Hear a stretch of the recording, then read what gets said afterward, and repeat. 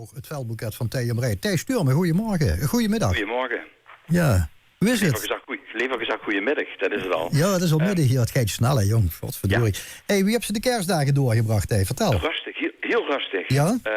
Deels met mijn kinger en deels alleen. En het was prima zo, heerlijk. Nee, ik heb niet van die dag dat ze is van... dat moet echt alles uit de kast gehaald worden. Nee, dat heb ik nu gehad. Op een sobere... We hadden natuurlijk geen lekkers te eten, maar voor de rest hoeven voor mij niet... Ja. Hey, als we terugkijken, dan kijken we natuurlijk zeker en vast ook naar de periode dat het heel slecht ging qua gezondheid. Wie is het dan met? Goed, in deze zin, dit blijft vallen en opstaan.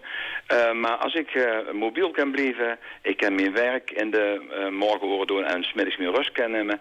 Als ik tussen de mensen mag komen door met Marij te gaan optreden, dan ben ik de koning te riek. Ja. Ik weet dat je een tijd ging van het ene optreden ging naar het andere. Wie is dat? Is dat nog zo? Of dus dat rustig aan wat het aangeeft? Want je stond al 30 jaar stond je al op de planken, hè? Dat is toch al een hele tijd, hè? Inderdaad, 2016 is het jaar dat we 30 jaar op de planken kon staan. Maar gelijk te zeggen, we gaan er niks aan ophangen of zoiets. Laat maar een jubileum of zoiets aan ons voorbij gaan. Dat wil niet zeggen dat we het met evenveel plezier nog altijd zingen. En ja, dat is toch prachtig als... in 30 jaar iets opbouwt met de muziek, dat zoveel mensen die de muziek een warm hart toedragen. En dan is het heerlijk om in die bovenste regionen bij dich te staan. Ja. Geen jubileumfeest, zei ze. Is dat bescheidenheid of hoeft dat allemaal niet meer? De drukte? Nou, deels ook. Er komt ontzettend veel bij kijken. Ik wil me ook qua gezondheid deels zelf beschermen. Ik wil het duo beschermen. En laat ons gewoon lekker af en toe optreden. En er is nog heel veel vraag voor het duo. Alleen, ja, we willen niet keer 3 keer op een avond gaan. Dus we beperken dat, ook komende weken, als het weer hoogtij viert in de provincie, beperken we dat tot maximaal 2 optredens. En daar vullen we ons happy bij. Daar hebben we tijd voor de mensen, tijd voor elkaar. En dat is de formule die bij ons het beste werkt. Ja, ik heb dat ooit wel eens een keer horen zeggen. Dat ze het liefst na een optreden, dicht tussen de mensen begeven, babbeltjes slaan, handje geven. Dat leuker is dan weer de auto invliegen en weer naar een volgende optreden gewoon. Ja, misschien heb ik het van pap Zaliger in een winkel gehad en die vroeg altijd in de winkel van, wat bestoot er ervan, wat duidt in de pap, et cetera.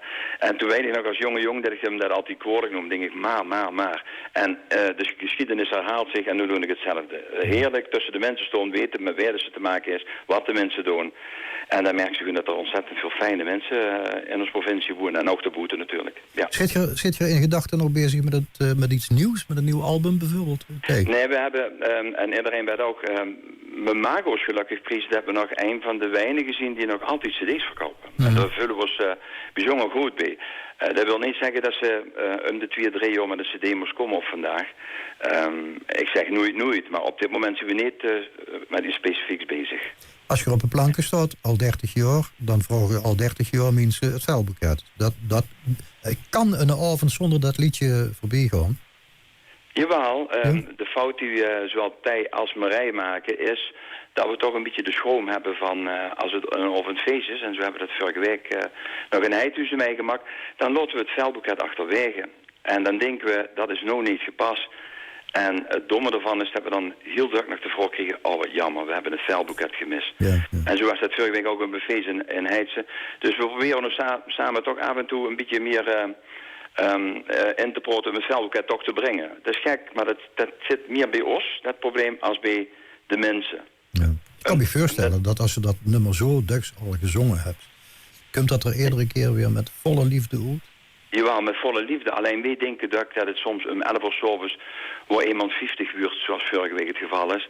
En als we als verrassing optreden, dan denken wij, het veldboeket is misschien op dit moment niet zo gepast of zo. Want dan moet het meestal in de provincie opzijzen zien. En heel duidelijk merken we gewoon dan dat de mensen dat toch waarderen als ze het brengt. Ja. Dus we proberen dat toch niet van ons repertoire weg. Ik heb ooit eens een keer een artiest horen zeggen van, oh nee, ik maak toch nog meer als alleen maar dat nummer.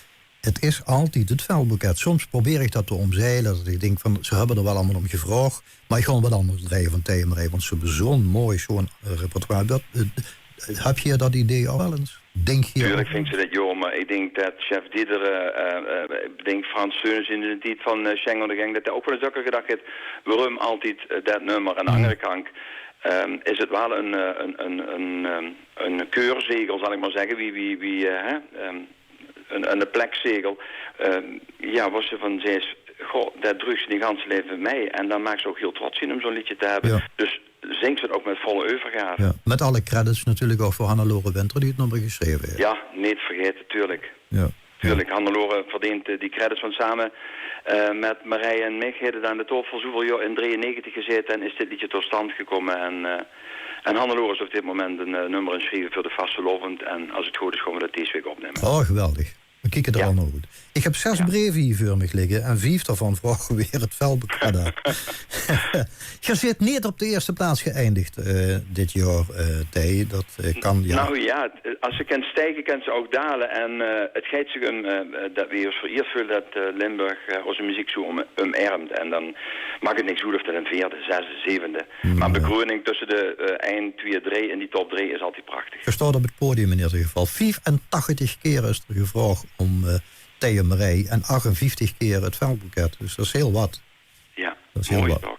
En Jeff Diederen, die dadelijk nummer 1 staat, die is maar 4 keer meer aangevraagd. Dus het scheelt maar een heel klein beetje Thij. Nou, dan is het toch bijzonder fijn dat ze als levende tussen 2 overlevenden mogen staan. Want ik begreep dat Benny Nijman derde is, chef eerste. Ja.